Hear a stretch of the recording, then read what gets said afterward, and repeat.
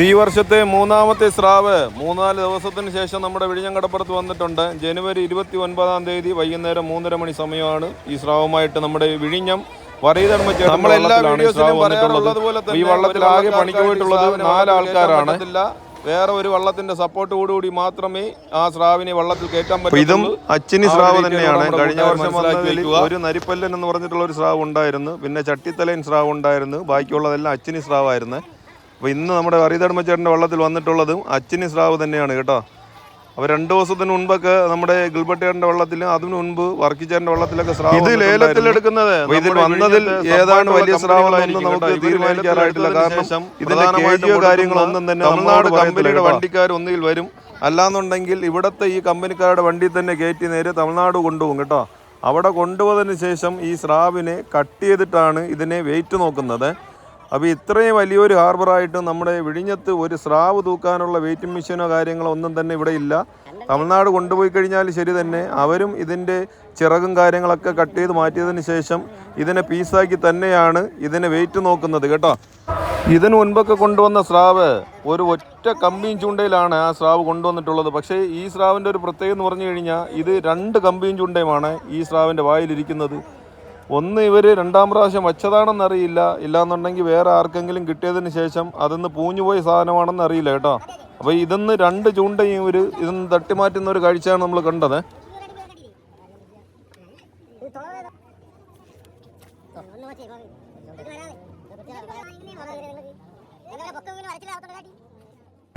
അപ്പോൾ സ്രാവിൻ്റെ കാഴ്ച കാണാൻ വെളിയിൽ നിന്നുള്ള ഒരുപാട് ആൾക്കാരൊക്കെ വന്നിട്ടുണ്ട്. മീൻ വാങ്ങാൻ വന്ന ആൾക്കാർ തന്നെയാണ്. യാദൃശ്യമായിട്ട് ഒരു വള്ളത്തിൽ ഒരു സ്രാവിനെ കണ്ടപ്പോൾ എല്ലാവരും കൗതുകത്തോടെ നോക്കി നിൽക്കുന്ന ഒരു കാഴ്ചയോടെ നമുക്ക് കാണാൻ പറ്റും. പല ആളുകളും വീഡിയോയും കാര്യങ്ങളൊക്കെ എടുക്കുന്നുണ്ട്. അപ്പോൾ ഈ സ്രാവ് ഇനിയും കമ്പനിക്കാരൊക്കെ വരുന്നവർ വെയിറ്റിംഗ് ആണ്. ഓരോ ആൾക്കാരെ ഫോൺ ചെയ്ത് വിളിക്കുന്നുണ്ട്.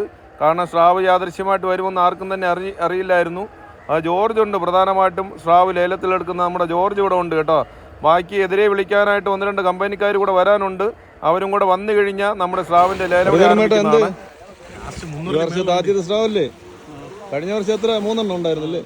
കഴിഞ്ഞ വർഷം 3 എണ്ണമാണ് നമ്മുടെ വറീതടമച്ചേട്ടൻ ഉണ്ടായിരുന്നത്. അച്ചിനി സ്രാവ് നാണ്ട കിടക്കുന്നത്. വെയിറ്റും കാര്യങ്ങളൊന്നും കാൽക്കുലേറ്റ് ചെയ്യാൻ പറ്റത്തില്ല. കാണിച്ചു തരാം. പഴയ ആൾക്കാരൊന്നും കണ്ടില്ല ഇവിടെ വള്ളത്തിൽ കഴിഞ്ഞ വർഷം. കഴിഞ്ഞ വർഷം സ്രാവ് ഉണ്ടോ നമ്മുടെ വറീതടമച്ചേട്ടൻ്റെ കൂടെ പോയി ആരും ഇവിടെ ഇല്ല കേട്ടോ.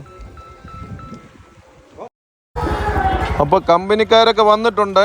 ഇനി സ്രാവിൻ്റെ ലേലവിളിയാണ് ഇവിടെ ആരംഭിക്കാൻ പോകുന്നത്.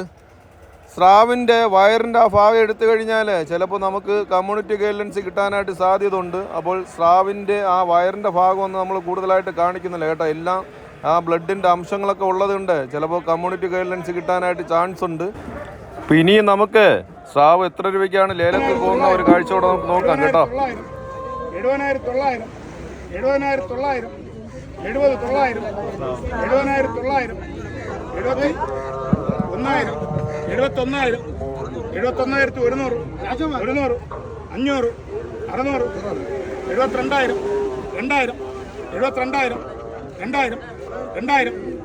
100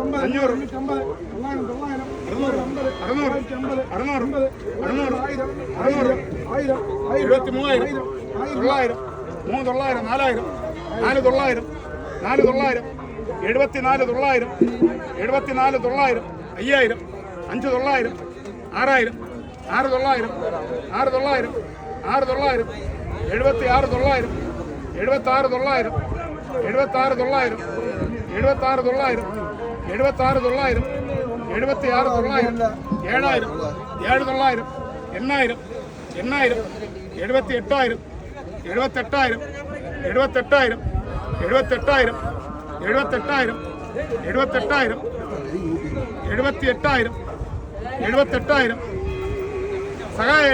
500 500 72,500 500 500 500 സഹായത്തിന് കുട്ടിയുണ്ടോ?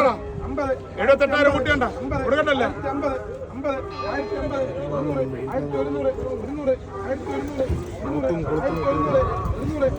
50